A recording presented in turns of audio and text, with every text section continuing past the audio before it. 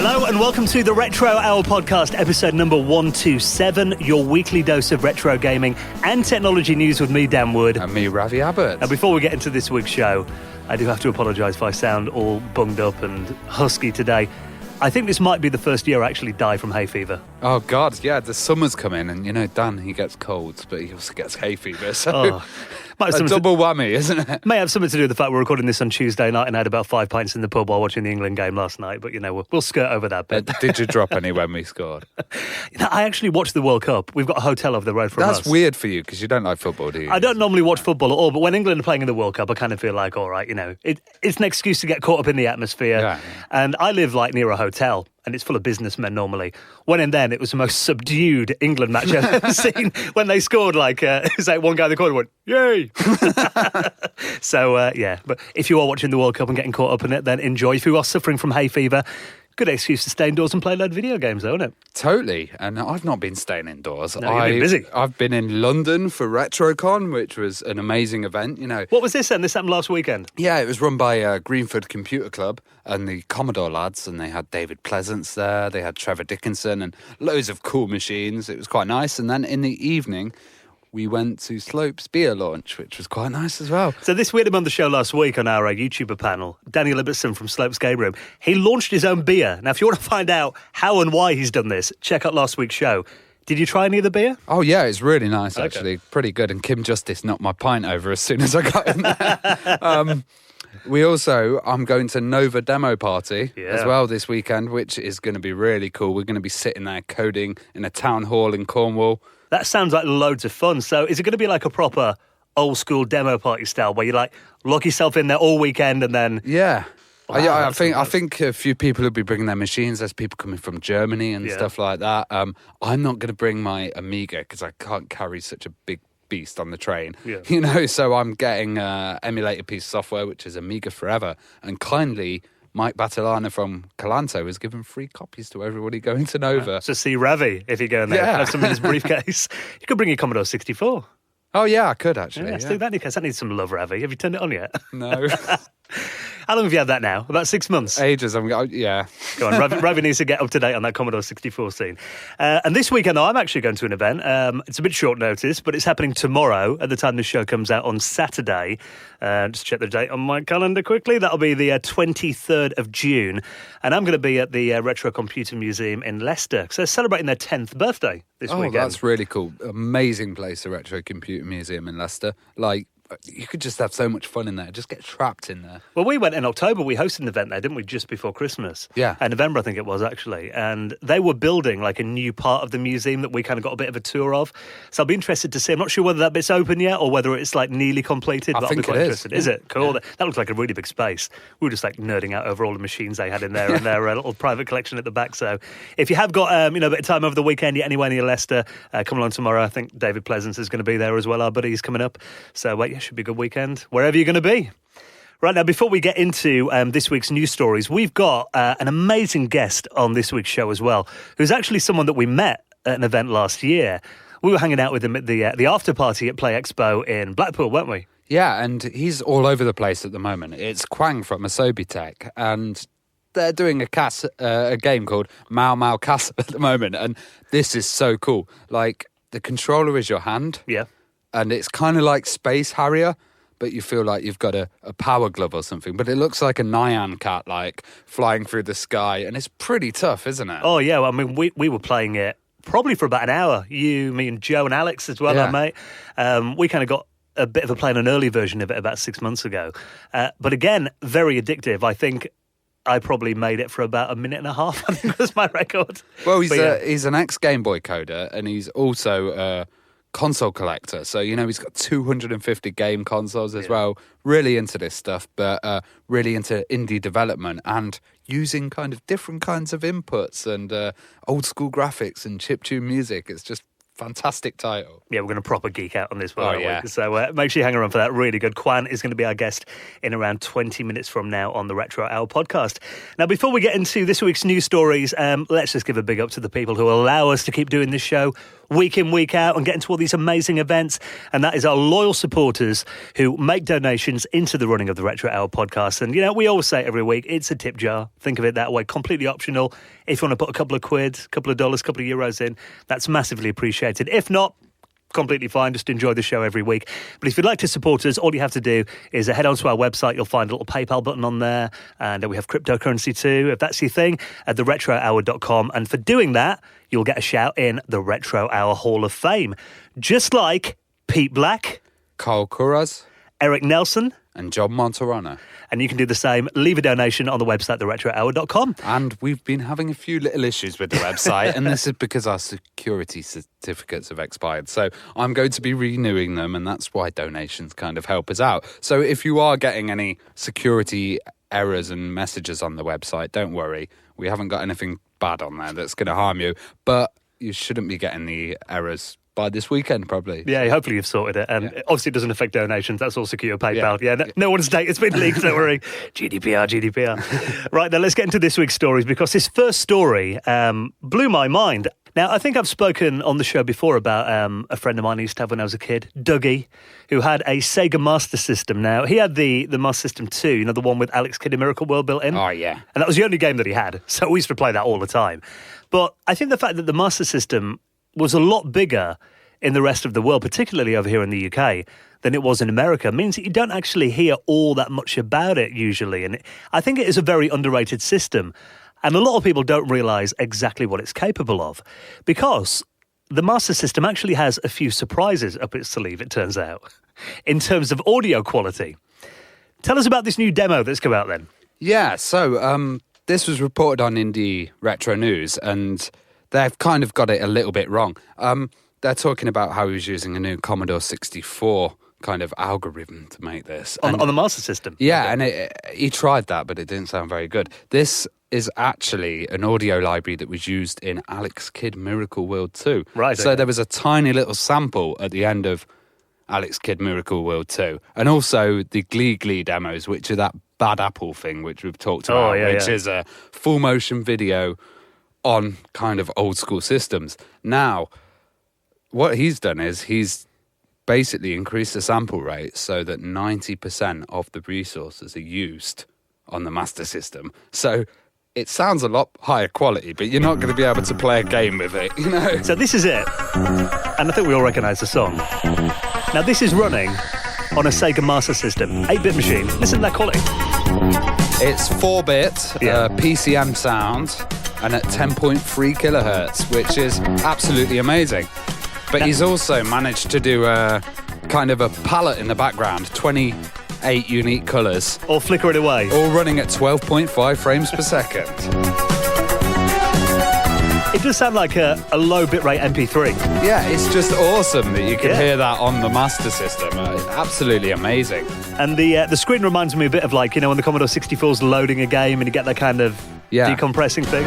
So he was saying, he has a copy of Smack My Bitch Up that he wanted to put out, but he's worried about copyright on YouTube. Yeah, but I'd love to hear that. That is awesome, though. And that actually goes on for a minute 20. So like you said, to pack all that into the resources of a Master System, I think. Well, the problem is the cart size as well, because he was saying, there was a limit on the cart size, but with the EverDrive, you can actually push it quite far. Yeah. So I think it was 4 megabytes in total, though, the whole file. That is nuts, though, isn't it? And I love that because, again, you wouldn't expect the Master System to be able to do that. No. And whenever people push machines beyond their conceived limits, I always think that's really exciting. So he's in a couple of these, hasn't he, the videos? I'll put those in the show notes. Yeah, there's a Daft Punk one as well, which is pretty cool. So we'll put all those in our show notes at theretrohour.com if you want to check them out. Now, this has been a bit divisive. I've seen lots of people arguing on both sides of this one. Now, this is an article on Kotaku. A massive collection of rare, previously unreleased or obscure Japanese games has leaked online without the owner's permission.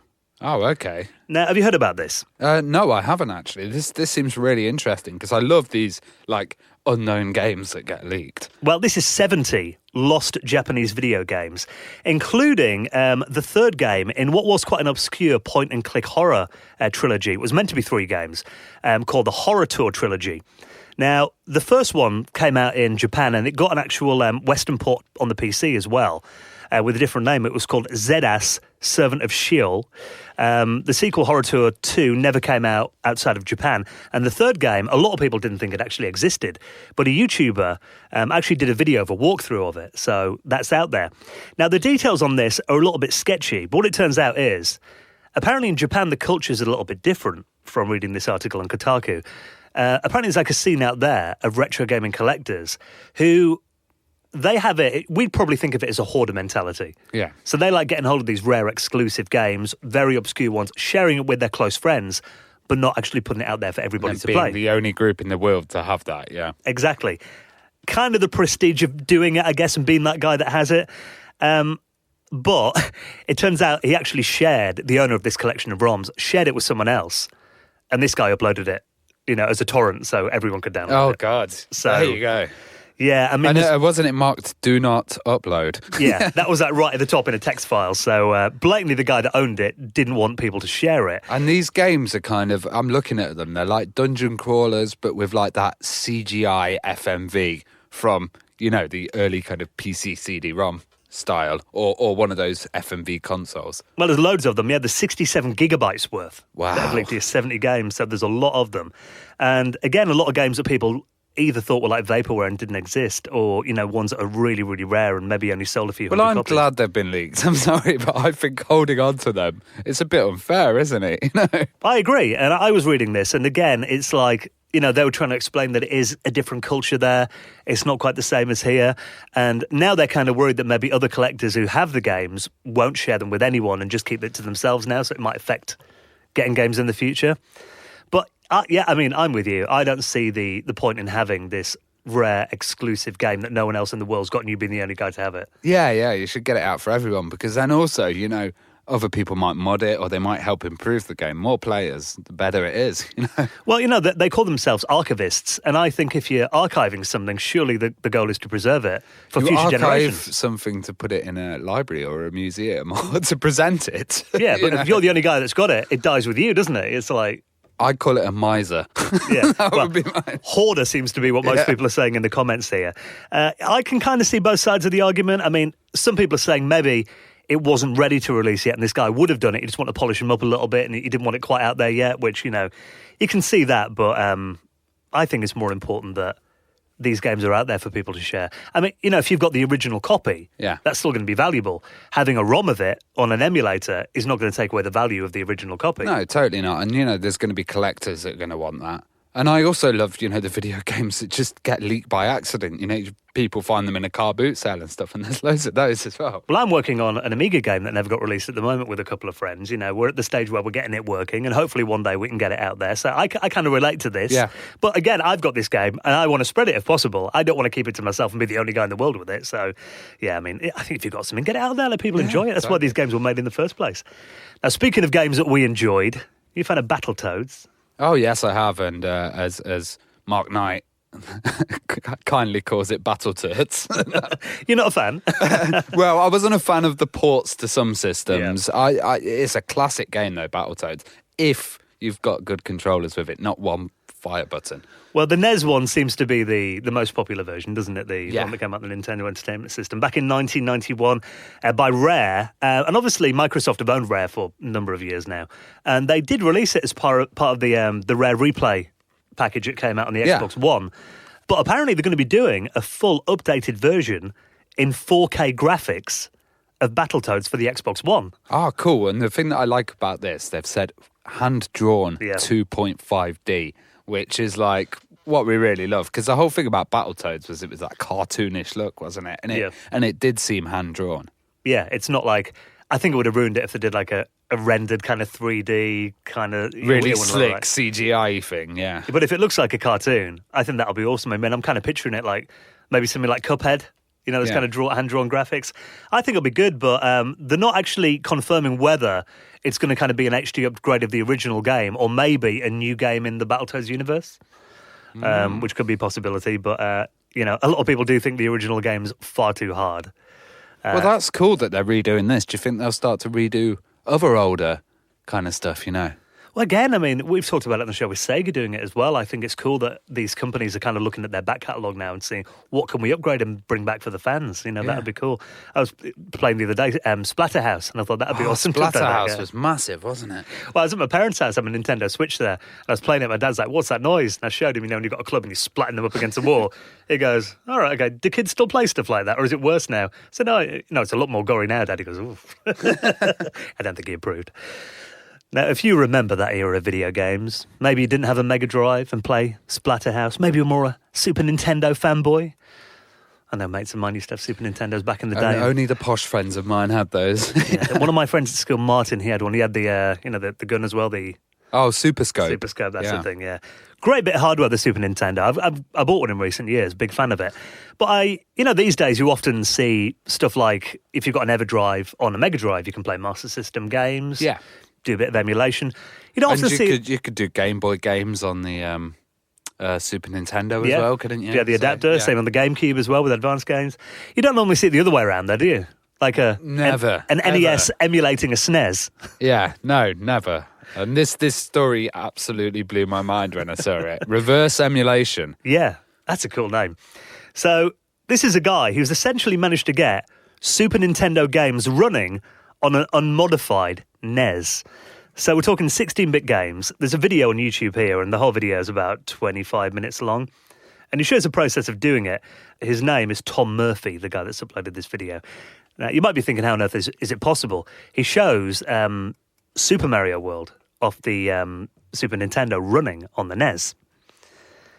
Now, again, when I saw that, I was like, okay, I've got to watch this and get my head around it.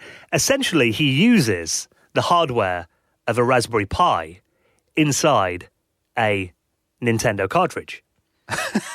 So it's kind of doing some... I'm not going to go into all the technical details because it's a bit beyond my pay grade.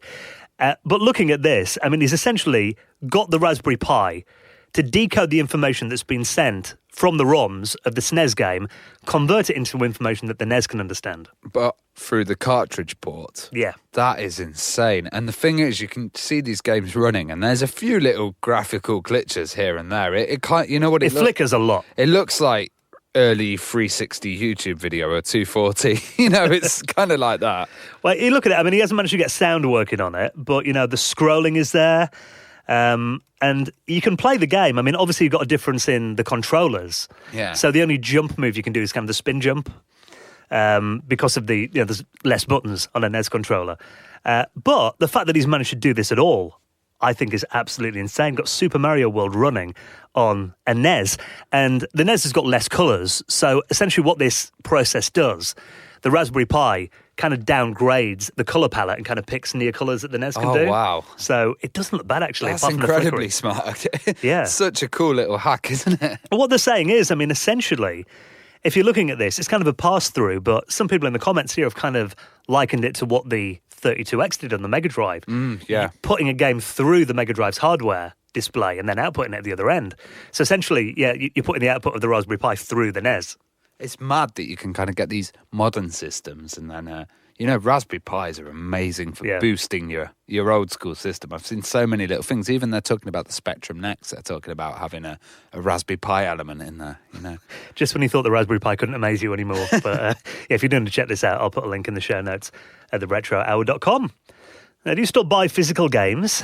Yeah, I've started to buy a lot more physical games, and I was a Steam master for ages, but then literally I find myself going through my list of ones on Steam, and I'm just like, God, I want cases and I want manuals and stuff like that. Can you still get physical PC games?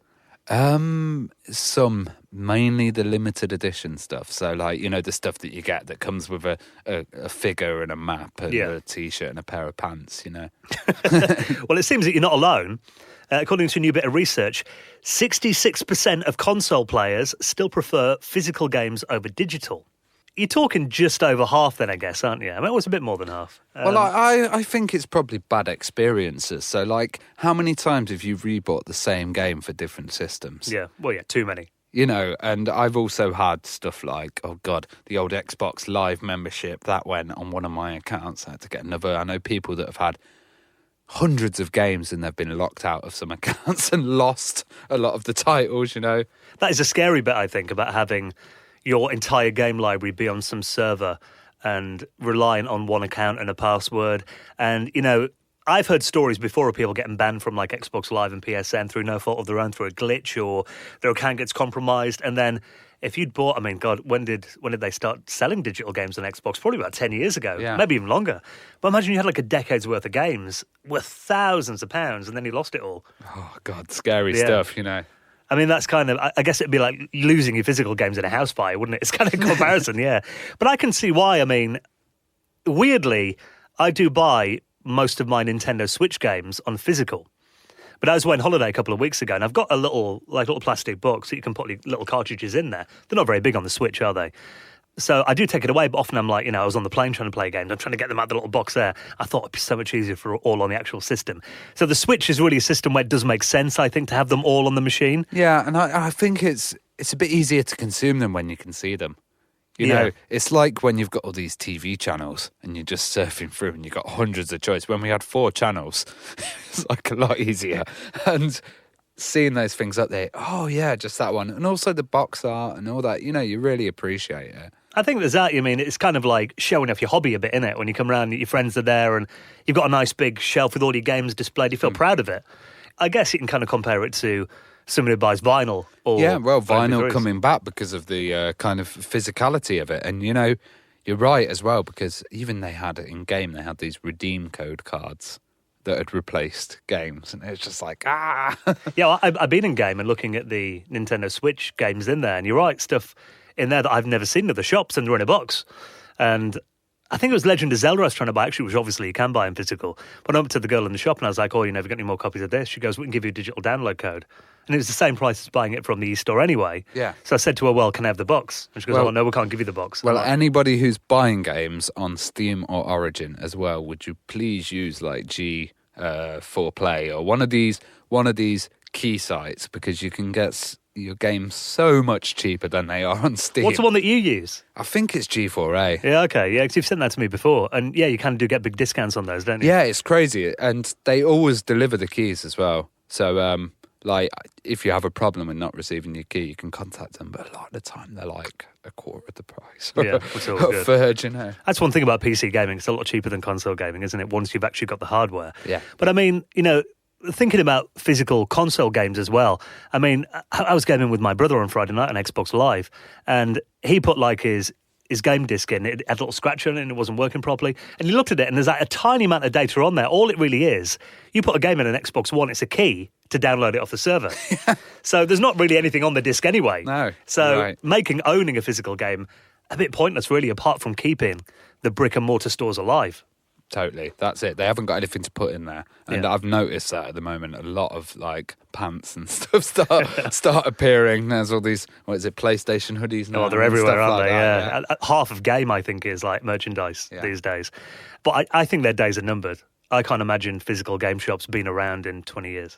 No, I can imagine them all going and then all coming back like the independent vinyl shops and stuff. You know, I think there'll be a resurgence for it in the future. Well, I think the retro shops will probably be around longer. Yeah, definitely. Yeah, I mean, even you look at Game Now, have got a retro section. Well, it'll be like an antique shop, won't it? You'll have Lovejoy. And you'll go in and it'll be like, oh. By Lovejoy and VHS and a copy of Golden Axe on Mega Drive. Do you want a Laserdisc player? I'd love a shop like that where you can get Laserdiscs. Antiques Roadshow, they'll all be sitting there looking at Laserdiscs. Well, I used to have a game shop I used to go to when I was a kid, and they had like a movie bit in the back. And then I had a big proper popcorn maker in there, like you get in the cinema. And there was Laserdiscs in there. And I remember going through them and thinking, oh, I'd love to be able to afford one of these. Still haven't got a Laserdisc player. I've mentioned it on the show before. And thank you to everyone. Yeah, I've had a few people tweet me and get in touch, tell me which models to buy and all that. I think when we move and I get like, hopefully this summer we get a bigger house, maybe I'll make the plunge and finally get into Laserdisc collecting. Well, I got a tweet from Aaron White who was telling me he was recording his Laserdisc soundtracks in minidisc. I was like, dude, that's so cool. Yeah, you don't get many people doing that anymore. So props, Aaron. Right then, well, thank you for checking out the news section this week. Of course, every story that we've talked about, you can check it out. We put all the links in the show notes at theretrohour.com. Saves you Googling around and finding stuff. We do it all for you. And also, if you'd like to support the show in another way, if you listen on any podcast clients, keep your ratings coming in, keep your reviews, keep your Facebook reviews coming in as well. We've had a few of those actually on our Facebook page. Yeah, they were awesome. Thank you. About 35 on there now, so obviously it all helps get the show in front of new people. So massively appreciated. And now we're going to nerd out. This is going to be so interesting with probably one of the biggest gaming collectors we've ever met. Such a cool guy. Quang from Asobi Tech is this week's special guest. You're listening to the Retro Hour podcast, and it is time for the main event, the bit that we've been looking forward to. Time to welcome on our guest this week. Welcome to the show, Quang Nguyen. Thank you for coming on. Yeah, thanks for having us. Now, we are going to get into your recent developments, because we actually met, didn't we, at Play Expo in Blackpool back in February, when you're showing off this really cool new game, Moa Moa Castle. You've been getting a lot of attention for that recently, haven't you? Yeah, we've been showing it as much as we can at many events as possible. Just gotta get the eyes on the game, I guess. Well, let's kind of wind back to the start then. I mean, what was it originally that got you into computers and gaming then? Where did your journey start with it all? Oh, I guess it started with a Speccy. My dad got us a Speccy +2, and we dove in and played a few games, and then after a while, I learnt to code BASIC with it, and got enamored with that, and went to the libraries, got as many books as I could, got the magazines out, or typing listings, and kind of took it from there. So what Speccy model was it? Was it a basic Speccy or was it... Yeah, it was the +2. A few of my friends had the rubber-keyed Speccy, but by the time I joined, the +2 was out with a built-in tape deck and joystick ports. What kind of games were you creating then? Or with these writings from the books, what kind of stuff were you making? Stuff on Spectrum Basic was really simple stuff. So my first game I coded was a simple 3-lane racing game, like those old LCD games where you just choose one of the 3 lanes and you dodge traffic as it came towards you. So really simple stuff. And did you show that to your mates and stuff? What did they think? Yeah, so I would have been about 10 years old when I made that. So my friends were pretty impressed. Well, then you went on to the 16-bit machines. Now, I'm going to start a war here. Ravi's a big Amiga fanboy. I know you're more Atari ST, weren't you, Quang? Yeah, so I was an ST kid when I was growing up. I managed to convince my father that getting the Atari ST was a good move because it had a word processor, it had a database, and had a printer, and I could do my schoolwork on it. And did you do a lot of schoolwork on it? Actually, yeah, we used the word processor quite a lot, actually. My handwriting's now atrocious because I started typing from a young age. You know, you make a funny point there, because I was the same when I was at school. I think by the time I did all my homework on my computer, I remember I'd pick up a pen and forget how it worked. Like, what? How do you hold this again? Exactly that, yeah. Funny how you rely on it. So you used STOS as well, the coding language. That was basic, wasn't it? I mean, what did you think of STOS, and did it make it a lot easier? Yeah, so obviously going from Speccy Basic over to an Atari ST, I didn't know how to code an Atari ST because it didn't come with any programming languages off the bat. But we went to, I think it was Raven Games back in the days, and we saw STOS, the games creator, sitting on the shelf, and it just blew us away. We could make sprites, music, backgrounds, graphics. It was just another level. And how was it moving from the 8-bit to the kind of 16-bit? It wasn't too difficult, to be honest. STOS made it really, really easy. It had the same basic commands. It had the same line numbers. Once you learnt the new commands, the jump wasn't huge in difficulty, but in scope it was incredible. Just to be able to actually make games from before in Spectrum, it was just simple character ASCII type games, but now I had sprites and I had music. So what kind of games were you making on STOS then? Do you remember any of the titles that you made on it? I made a game called Balloon Crazy, I believe. It was sort of like a bomb jack type game where you were a hot air balloon and you had to collect canisters of gas around a maze, and we made a 3-match puzzler before 3-match puzzlers were even a thing, based off, I guess, my love for Tetris and things like Puzzle Bobble. You had to match, it was called Smileys. We had to match similar coloured smiley faces together. And did you put these out in public domain then or anything, or did you just you and your friends? Unfortunately, not quite. Yeah, I was, I think, by then coming up to 14 years old, so I had no idea how to distribute games. I was just happy to be making games, but it was just shown amongst my friends. Did you read stuff like ST Format and that back in the day then? Oh, yeah, huge ST Format fan. ST Format and ST User, I believe, the 2 magazines back then. When you're young, you don't have that much pocket money anyway to spend, so you'd get as many demos and much free stuff as you could get, and magazines were great for that. Were you like ripping sound effects off stuff and kind of music off other stuff and chucking it into your games? So luckily, I've always worked with my brother. My brother dabbled in graphics and music. We managed to get hold of a sampling cartridge that let us pipe in our own sounds and sample those for the games. And my brother would write modern music for the games we used. That's one advantage of having a 16-bit machine over the 8-bits. You couldn't have done that on the Spectrum, could you? Exactly, yeah. Spectrum, to create assets for their Spectrum was a lot more difficult. To do anything on the Spectrum was a lot more difficult. My hat's off to the pioneers and the guys that came before us making games on those systems.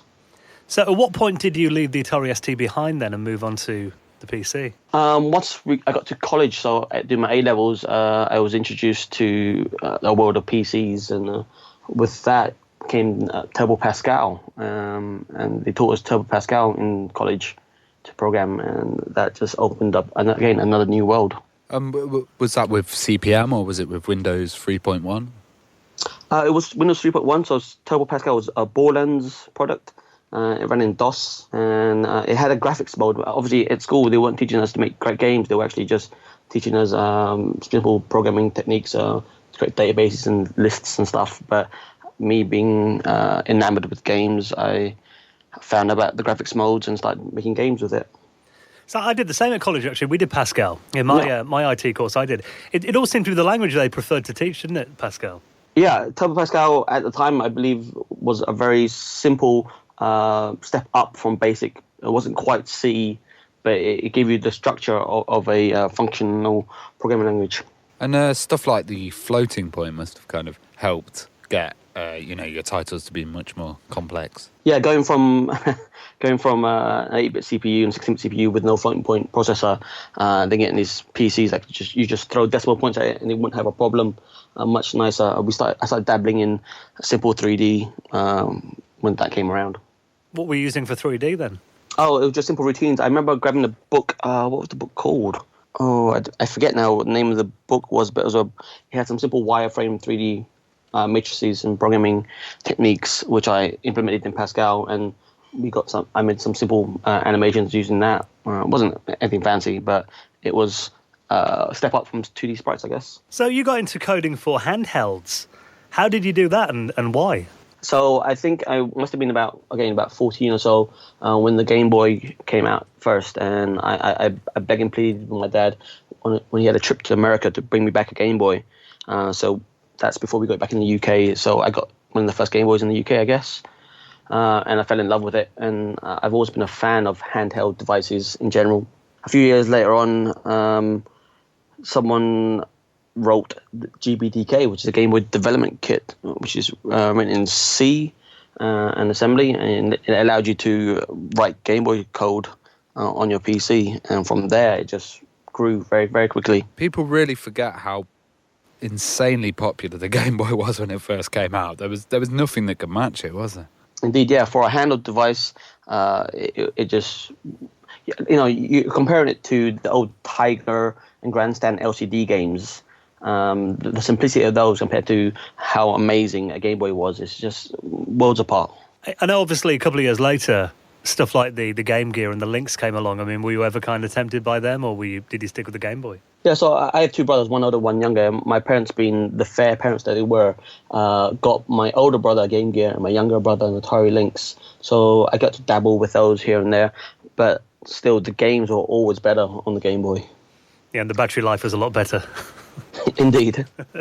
So how did you get code working on the Game Boy from like a PC? How did you get it over, and what do you remember when you first actually got code running on the Game Boy? Yeah, so first you started with the very basic emulators that were out there. I believe the first emulators were like No Cache Game Boy, which was really cool because it had like a built-in disassembler and sprite and map viewers. You could actually see what's happening in the code. But to get actually on a Game Boy, there was flash carts back in the day. There was a company called Bung and then Lixang. They were selling flash carts you could use for development. Well, how did you end up getting work on the Game Boy then? Actual like paid work and a commission, I suppose. The stuff I was making was a few demos first, just to learn the language. And the first game I put together was a conversion of the old Ultimate Rare classic Jetpack. I made a Game Boy version called Jetpack DX.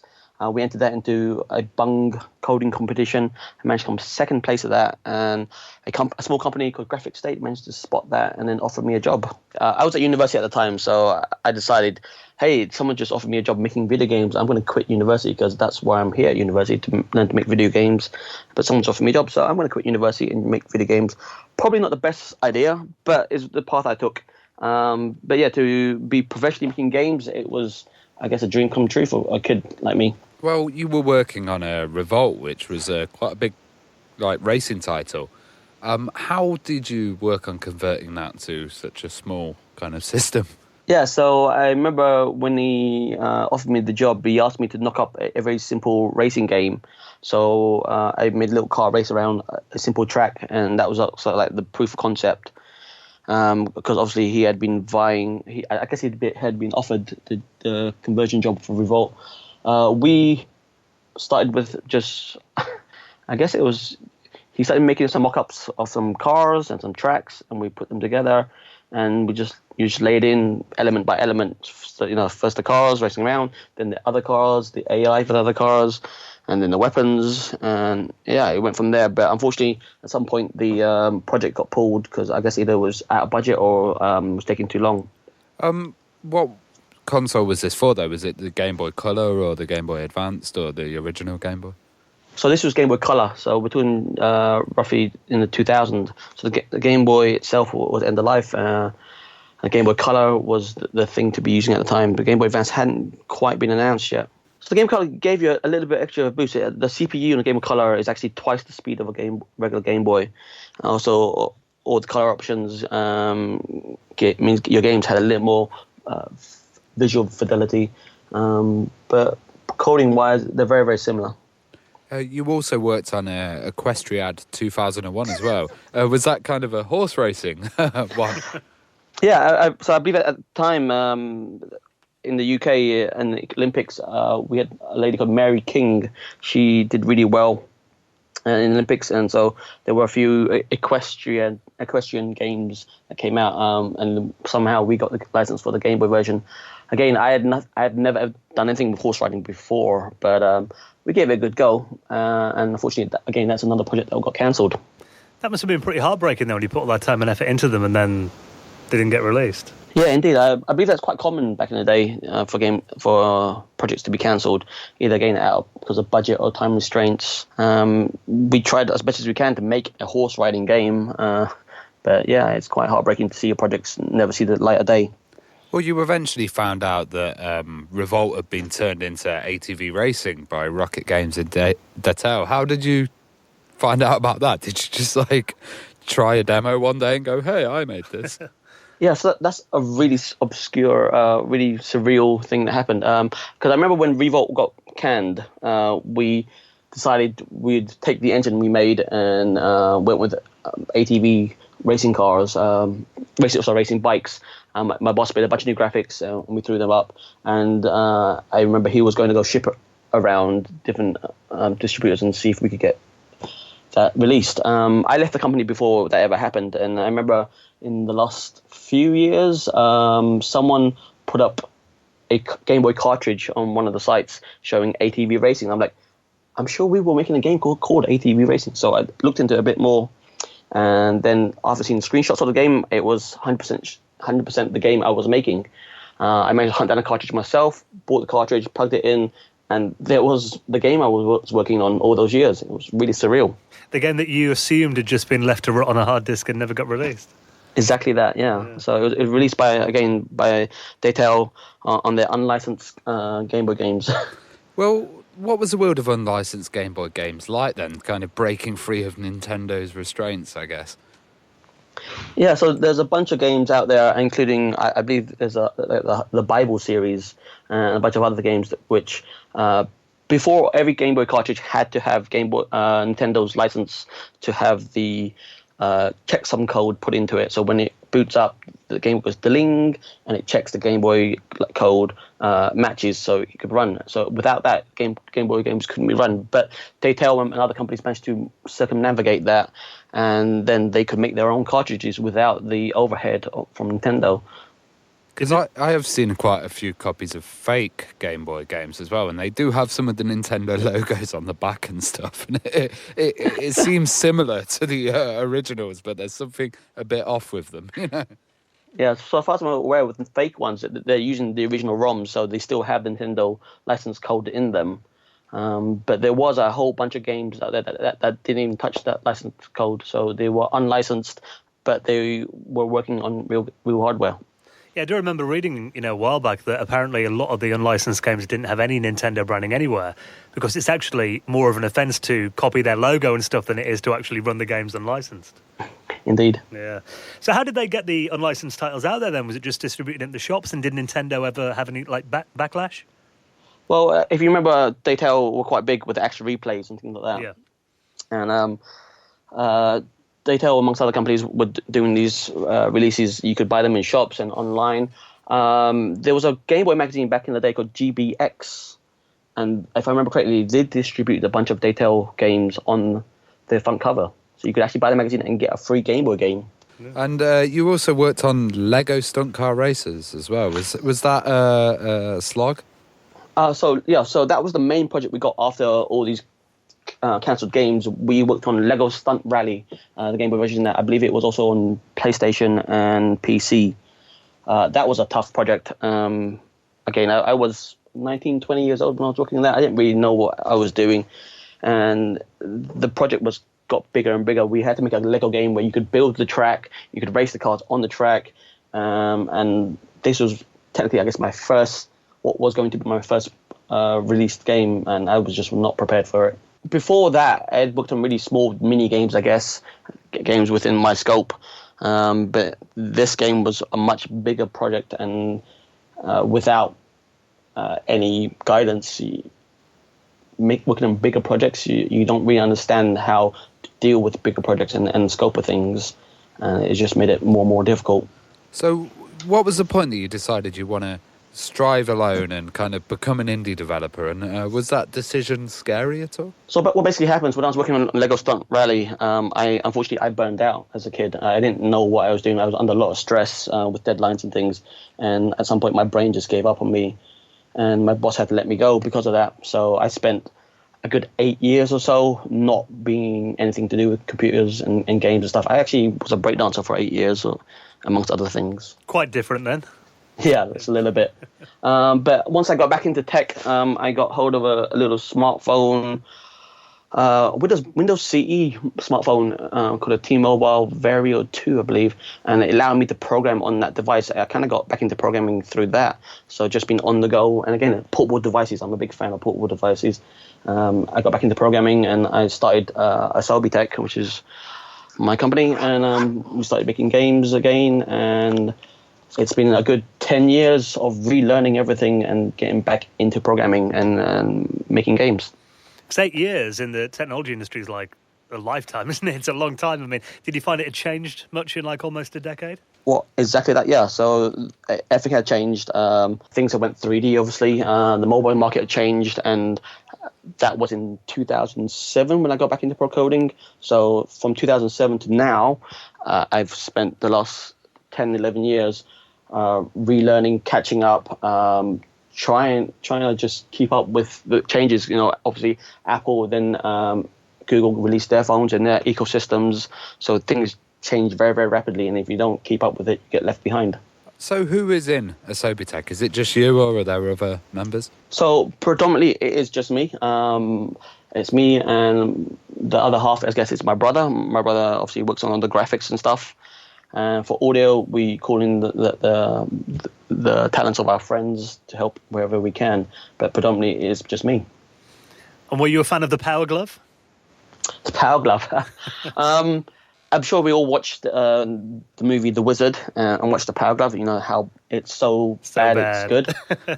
But I never actually owned one when I was a kid. But it was one of those things that you thought you wanted because of the movie. Did you ever use one of those U-Forces as well? The kind of thing where you put your hand over it and moved in they were weird. Different boxes. Yeah. So I was aware of the U-Force, but I never actually saw one in real life. Well, the reason we bring it up is because, like we said at the start, we actually met at Play Expo in Blackpool when you were showing off your new game, Moa Moa Castle. And that, I mean, is it heavily inspired by Space Harrier? Yeah, Moa Moa Castle is definitely a love letter to Space Harrier. One of my favourite games, for sure. What memories have you got of Space Harrier when you were young then? I remember going down to the arcades in Brighton and Margate and Southend and seeing the wonderful arcade machines there, and Space Harrier being one of them. And it was just so bright and vibrant, and so nothing else had close to it. And then I remember getting it on my Atari ST, and in my mind it was a one-to-one conversion. Obviously, I'm now older, and I see it's not exactly a perfect conversion, but at that age it was good enough, and I fell in love with the game for sure. So this controller that you use for it, it's actually accurate. Like I've seen all these U-Force and Power Glove stuff and everything, and they don't really work that well. But this controller that you have is massively accurate. What is it? Yeah, so for Moa Moa Castle, when we show it at events, we show it with a Leap motion controller. This controller has been developed and been around for a while. It's got 2 cameras in there, and a couple of LED lights, kind of like a mini Microsoft Kinect, I guess, in that respect, and it tracks your hands very, very well, like a one-to-one tracking. It's now used a lot in VR. If you go to any big VR installations, they mount these units in front on top of the head units, so you can see your hands in VR, and they're incredible. They work really well. So tell us a bit about the game then. What's kind of the storyline there, and where did the idea and the concept come from? Sure. So Moa Moa Castle was originally made for a game jam. We made it for something called Castle Game Jam. That was 2 years ago. We were in a castle in Sweden. There was about 300 developers, and the theme was dimensions. So we came out with this game from another dimension of a flying cat dragon who collects rainbows. I, at the time, was discussing it with my brother about the old art styles, and the old Sega Superscaler games, so Afterburner, Outrun, Super Hang-On, and of course Space Harrier. And I said I'd really like to recreate that art style and that effect in one of our next games. So that's where the idea came for that. We took the bonus stages from Space Harrier, where you ride the back of the dragon Uriah and smash through things. We took influences from Studio Ghibli, Neverending Story, and many other things, and we put them together and came together with this crazy idea for Moa Moa Castle, the Flying Cat Dragon. And the crazy thing is, it's old school and it's using weird motion controls, but it seems so relevant because of stuff like Nyan Cat and the whole meme culture at the moment. So yeah, indeed, we took influences from wherever we could. Obviously, cats are huge on the internet. Everybody loves cats, it seems. And but we wanted to stay true to the old school, so we took the resolution of 320 pixels by 200 pixels. So it's big, chunky, fat pixels with the scaling going on.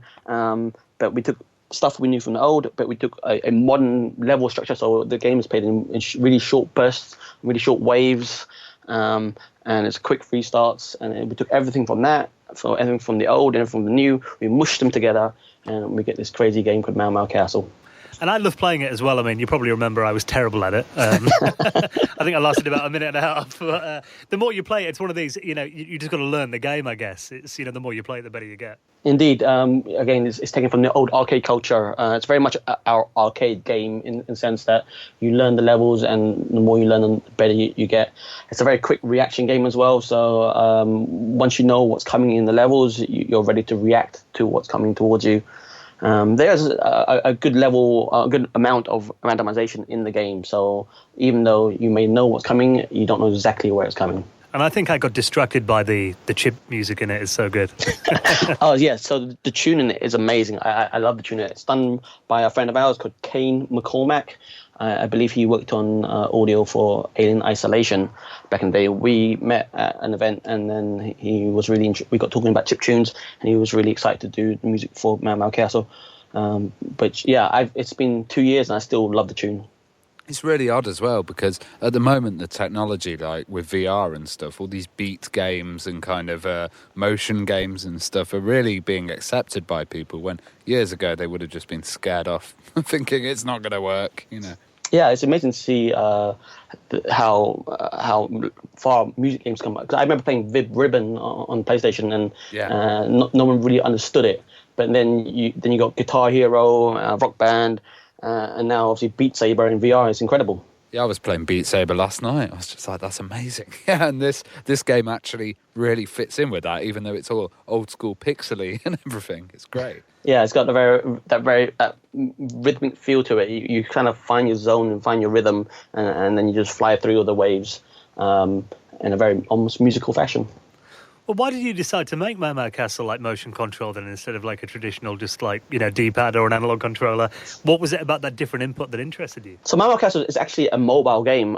We designed it primarily to be played on a mobile device with a touchscreen. But when we decided to make this as a full game, because we managed to win best game, best music, best graphics at Castle Game Jam, and everyone was like, "Oh, this is great! You should make this a real game." We said, "Cool, we should do that." We started showing it at events on the mobile devices on the tablet, but we couldn't get much attention as people walk past. It's very hard to grab people's attention with a tablet on a display. So we decided, how do we make this more accessible? How do we make this more of a spectacle? So we got a large projector screen, and we got the motion sensor, and now this is our arcade version, as it were. So you'd go to the arcade, you play the big bombastic version, and then you go home and play the home versions on your mobile device. Is there any way for anyone to actually play the arcade version at home then? Can you get that hardware, or is it quite specialised? Well, yeah, the Leap Motion has been, like I said, it's been around for about 5 or 6 years or so, and people are using it in VR. So if anyone actually has a Leap Motion out there, feel free, tell them to feel free to just message me on Twitter or something like that, and I'll happily send them that version. Well, you've been all over the world kind of promoting this, and where's the best place that Moa Moa Castle's taken you so far? I think my favourite place has been Gamescom. We did Gamescom last year. We got in the retro area, and Rene, who runs the retro area, put a great display of retro things. I'm a huge retro fan, obviously, and to have Moa Moa Castle in front of all those retro fans at Gamescom was incredible. It's a huge event, isn't it? It's absolutely massive. Huge, indeed. It's probably second only to E3 in terms of size. They have like 10 halls of gaming content. But obviously we were in the retro area, and retro is where my heart is. Well, talking about retro is where your heart is. I've seen you appearing on YouTubers' channels and stuff with some strange consoles recently. So how big is your collection? So yeah, I've been collecting quite a while now. I unfortunately fell into the trap. Is it a trap? I don't know. Into the thing of I need to collect them box to complete, which makes it very, very difficult. But because I've been doing this for quite a few years now, we're now at roughly 230 odd consoles. Wow! And you're getting these at shows then? How are you sourcing these items? So back in the early days, it was literally just eBay and car boot sales and things like that. But over time, I found out about Facebook groups, and there's a really strong retro trading scene going on Facebook. And then someone introduced me to Yahoo Japanese auctions, and then it opened a whole new Japanese market to me, and I've been importing like crazy from Japan. What are the prices like from Japan then? Are they cheaper than over here, or? Theoretically, yes.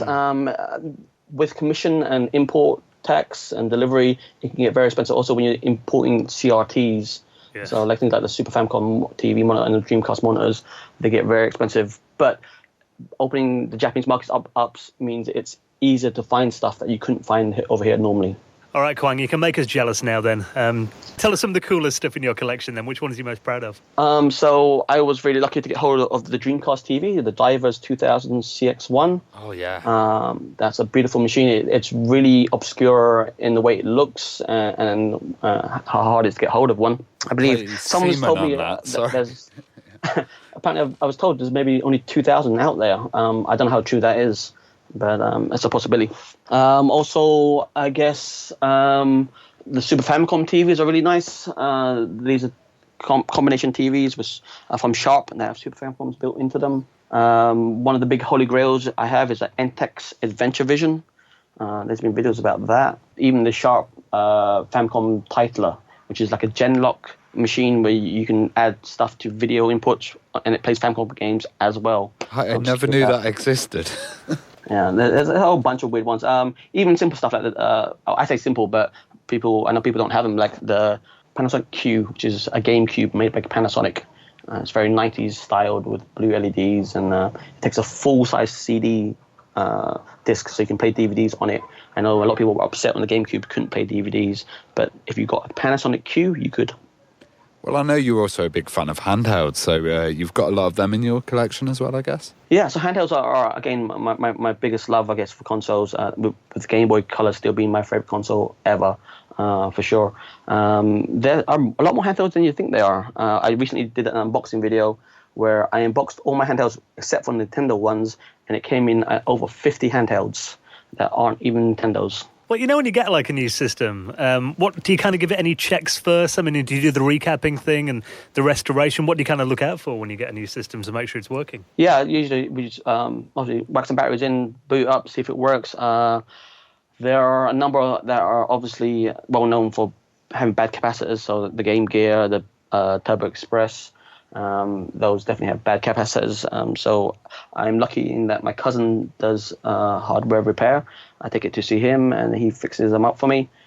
But yeah, just make sure they're working. Make sure again they have their box and all the bits of it. It's always upsetting when you buy something that's checked as boxed, but it only has the outer box. It's the internal packaging that goes missing quite a bit. And I've now got into the habit of when I'm buying something to ask first, does it have the internal packaging as well as the outer packaging?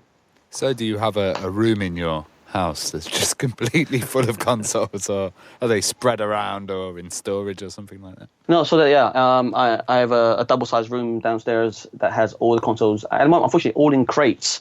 I haven't had time to unpack them all and show them on display. But the crates are like 184-liter crates, and there's about 24 of them, all full of consoles. So it's quite a lot. It must be if you've got a system like right at the back in all those crates and you want to set it up one day, you've got to kind of pull everything out then, have you? Yeah, exactly. So whenever someone comes over and wants to see a certain console, it does take a little while for me to pull them out and find the right ones and then plug them all in. And it's a bit of a hassle at the moment. Oh, I'm feeling your pain. I've got to find the cables. I'm the same, and I think one day I just need like a mansion or something just full of like consoles. Yeah, I was watching like room videos from people in America or in Australia, and they have huge pieces of land and huge houses that fit all this stuff in. I unfortunately live in London, and London's space is a premium, so it's a bit more difficult here. Yeah, I think you'd have to sell your collection to afford a house that size in London. Or Airbnb it to a geek. Yeah, one of the Airbnb, and people are like, hey, do you want to stay in a room full of consoles? So what events are you going to be at this year as well, promoting Moa Moa Castle? Oh, so I think the next event we'll be at is probably going to be Play Expo London. I'm very excited for that. Play Expo comes to London. Oh, yeah, looking forward to that. I've been to many of the other ones. I've been to Play Expo Glasgow, Blackpool, Manchester, Leeds, all the other ones. It was nice to have one in our hometown. And are there any future games planned at Sobi Tech? Or? Yeah, so we actually were working on a game before Moa Moa Castle had taken over. We were doing a platformer called Dr. Harrison and the Blood Crystals.